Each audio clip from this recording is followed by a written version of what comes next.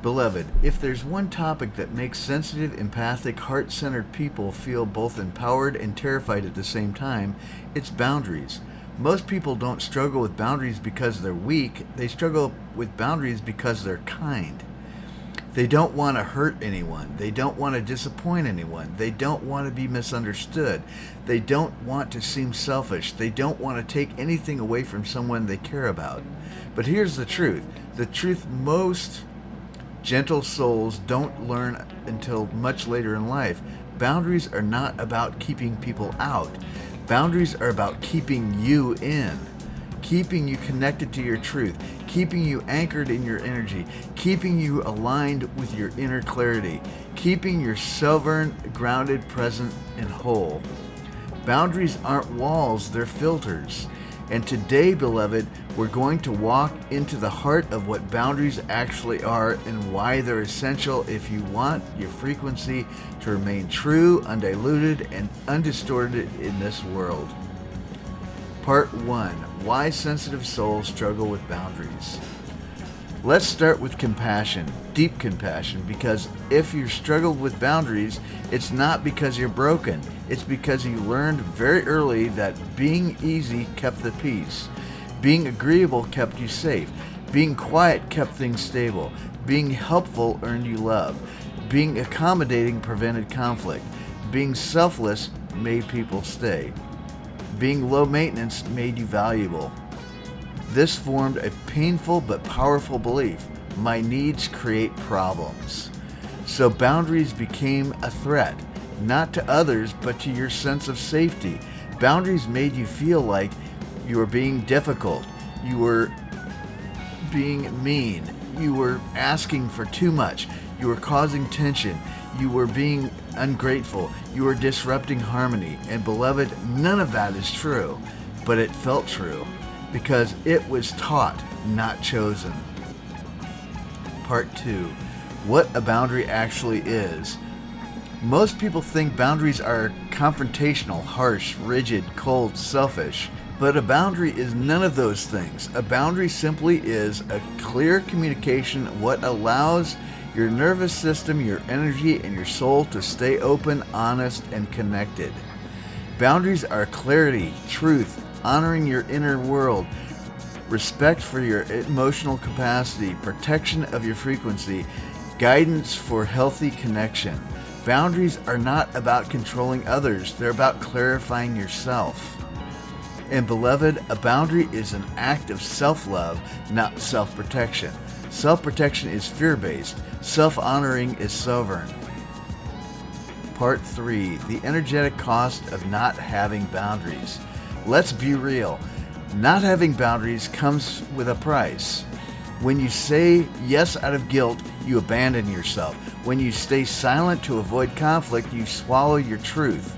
When you overgive, you deplete your life force.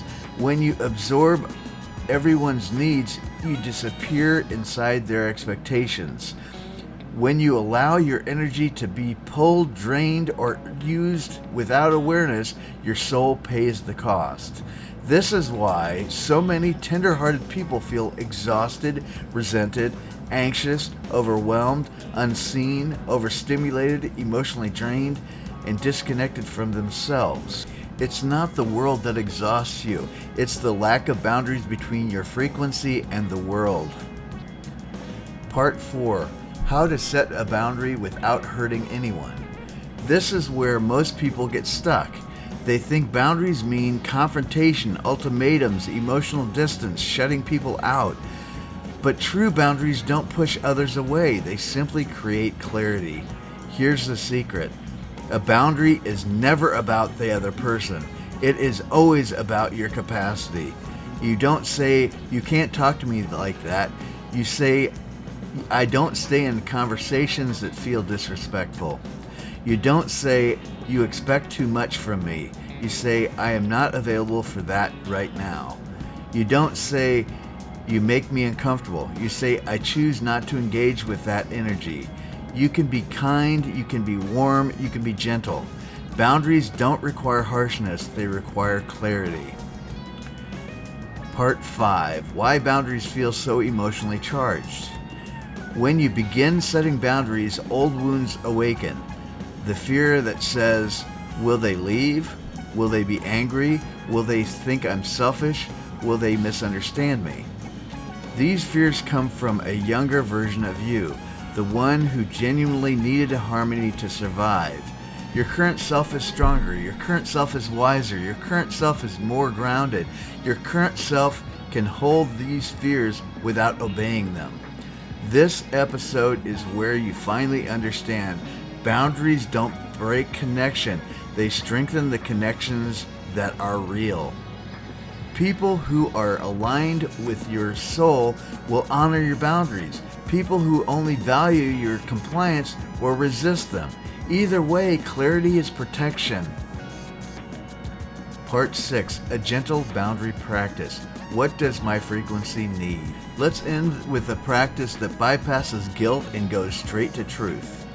Whenever you feel uncertain, overwhelmed, or pressured, place your hand on your heart and ask, what does my frequency need in this moment? Not what do they expect, what will make them happy, what avoids conflict, what makes me look good, but what keeps me aligned, honest, and whole. Your frequency always knows. Your body always knows. Your inner world always knows. And when you honor that truth consistently, you become sovereign. Not distant, not cold, not detached, sovereign. Held within yourself, honest with the world, aligned with your soul, steady in your energy.